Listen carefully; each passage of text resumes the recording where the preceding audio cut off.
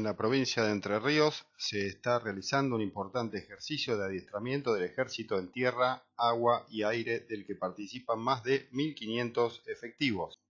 El ministro de Defensa, Jorge Tayana, supervisó hoy en los campos de instrucción de la Guarnición Militar Concepción del Uruguay Entre Ríos el desarrollo del ejercicio Soldado Ugalde, del que participan más de 1.500 efectivos durante 5 días, con el objetivo de realizar un adiestramiento integral que luego les permitirá afrontar todo tipo de operaciones complejas.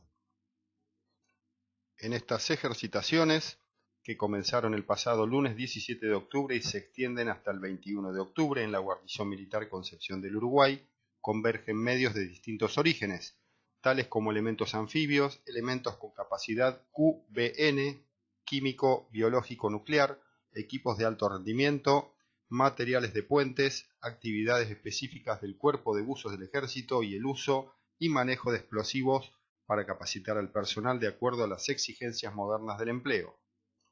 Hoy se realizó una operación de franqueo sobre el arroyo Urquiza que involucró a más de 1.500 efectivos de diferentes armas y especialidades, 15 unidades del ejército, 9 de ellas ingenieros, 140 vehículos, 4 aeronaves y más de 30 equipos especiales de ingenieros, todos integrados por el Sistema Táctico de Comando y Control del Ejército Argentino, SITEA.